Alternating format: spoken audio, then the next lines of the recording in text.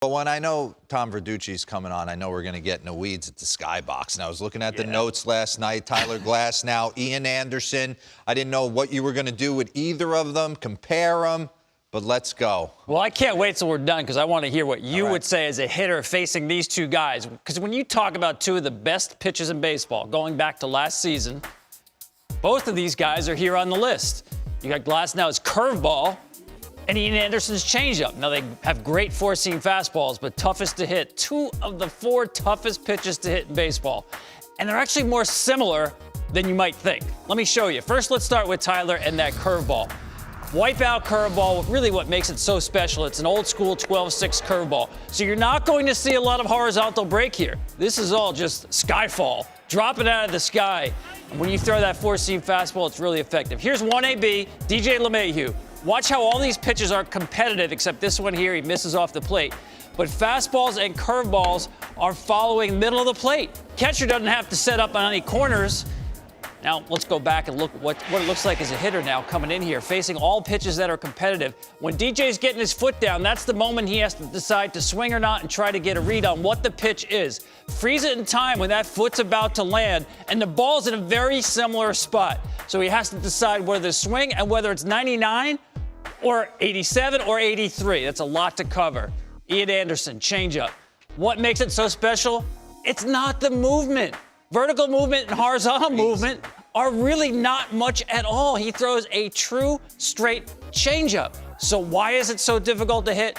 Again, let me show you. It's hard to just look at these pitches just in isolation. It's really in sequence when it's most effective because it looks so much like his fastball. He has a low spin fastball, so the changeup obviously is low spin. Here's a sequence here with Springer.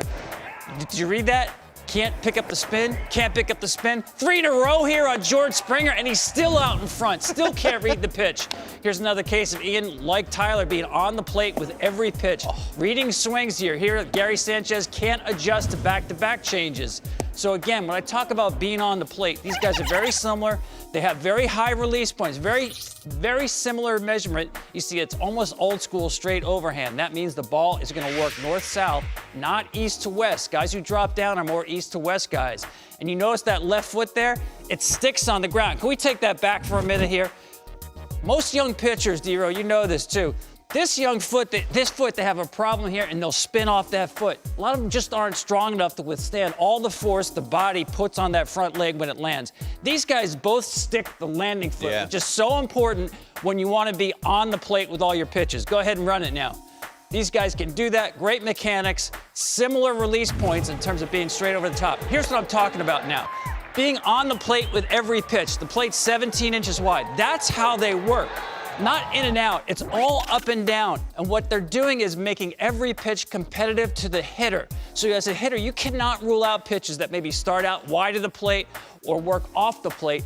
Everything is on the plate. Garrett Cole, very similar. Straight over the top, behind the baseball, everything working off the 17 inches, working up and down in the strike zone. But as a hitter, it's almost like you're on the defense and he's on offense. He's dictating both of them by being on the plate.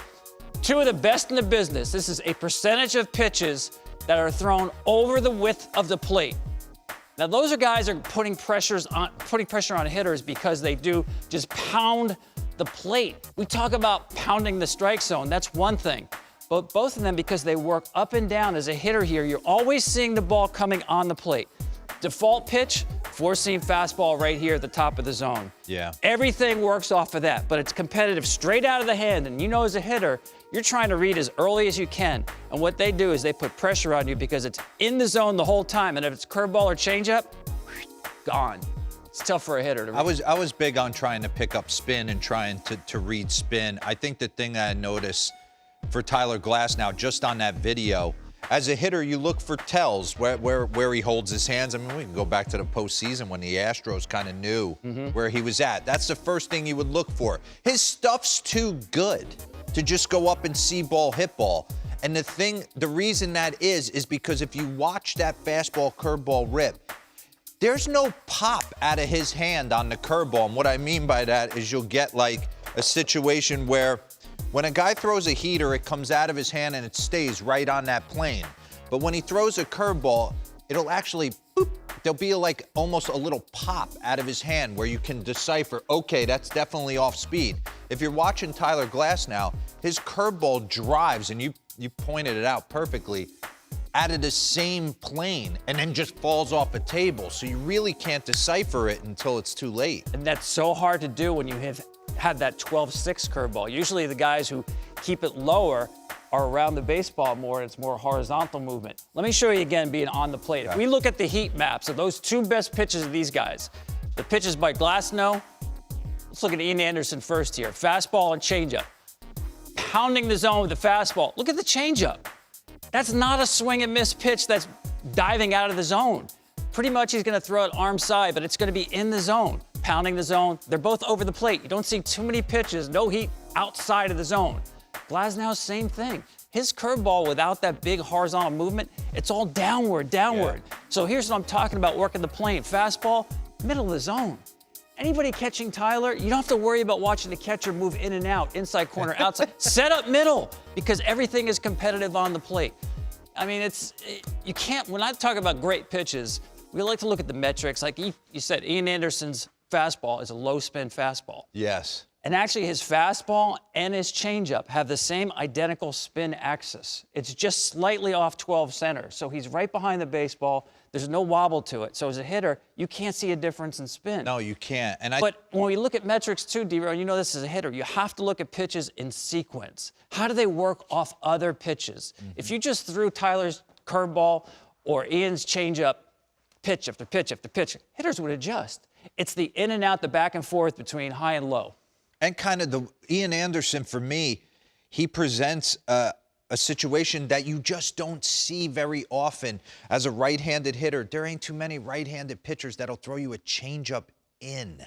It's Lucas Giolito. It's a short list of guys that feel comfortable enough to throw a consistent. I remember sitting on the bench when Tom Glavine was kind of searching for different ways to get people out because they weren't giving as much as he was used to getting. So him and Greg Maddux and John Smoltz, you could hear him like, Glav started to throw changeups into right-handed hitters for them to hook it foul or steal strikes. And you see guys like this now come up in today's game, and they're just not afraid to throw weapons that you didn't normally see kind of coming up when my first generation. Yeah, no, it didn't exist. The right-on-right changeup, especially really impressive by Ian Anderson because, as we showed there, he doesn't have a lot of sink. There's not a lot of movement. Much. It's just so it's not like it's working underneath the bat of the right-handed hitter, the way most right changeups do.